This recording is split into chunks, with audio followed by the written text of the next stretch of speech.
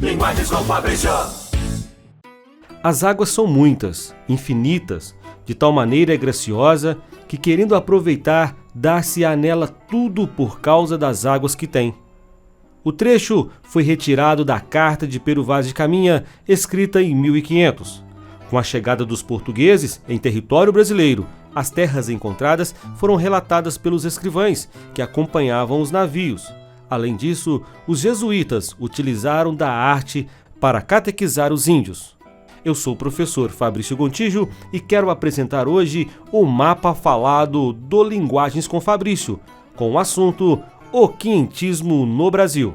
Mas antes de continuar, eu quero te pedir para que você se inscreva no Instagram e também no canal do YouTube. Bom, quientismo não é considerado um período literário, já que não temos uma literatura de fato aqui no Brasil. O nome é dado simplesmente porque há, nesse momento, manifestações literárias e artísticas, isso em época de colonização portuguesa aqui no Brasil.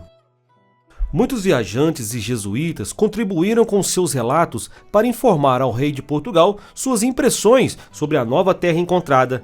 Por isso, muitos dos textos que compõem esse momento possuem forte pessoalidade, ou seja, as impressões de cada autor. Logo, não havia produção literária ligada diretamente ao povo brasileiro. Por isso, nós não temos nenhuma informação do Brasil como origem, mas sim sobre o Brasil, já que nós temos portugueses falando sobre a terra encontrada.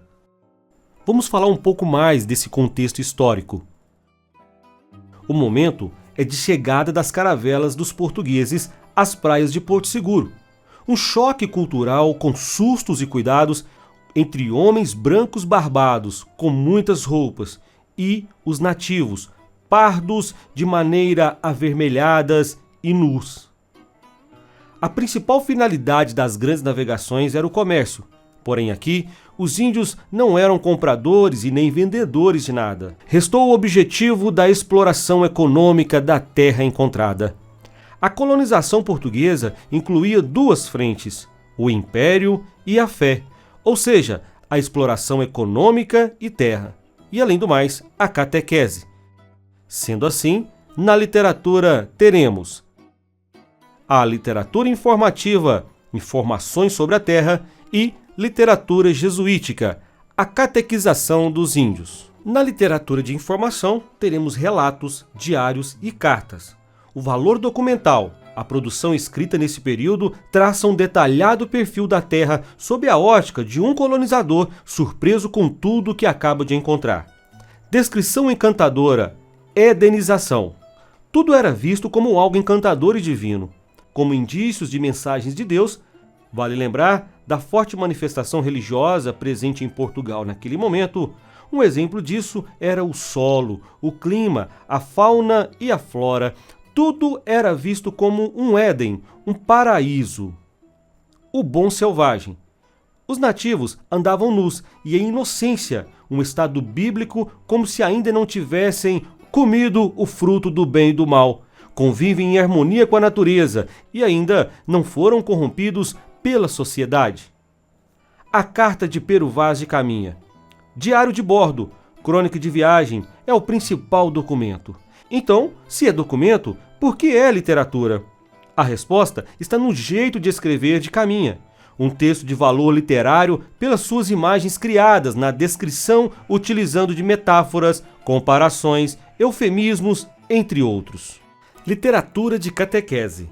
A catequização.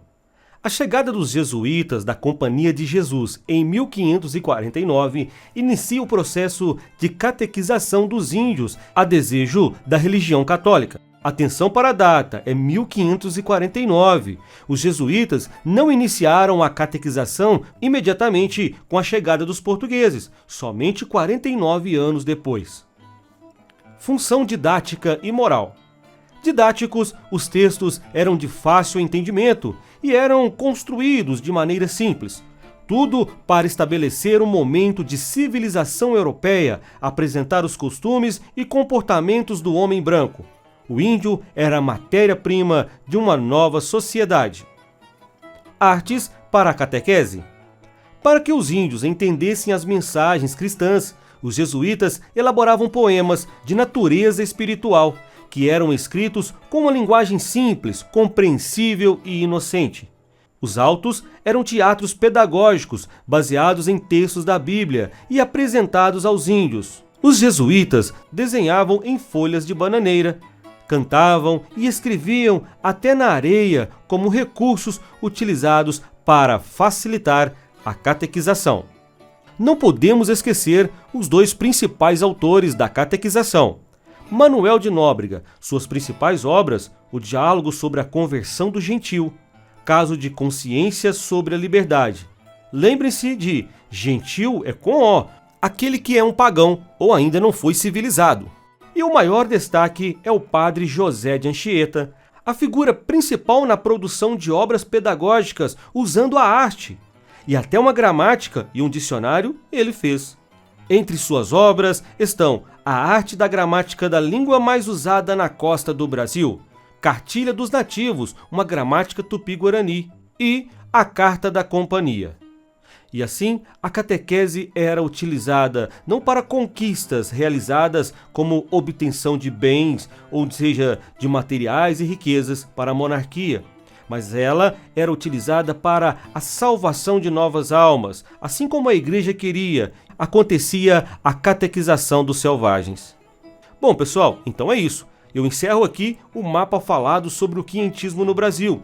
Espero vocês no próximo mapa falado. Não esqueça de curtir e de compartilhar este mapa, que pode ajudar muito mais estudantes.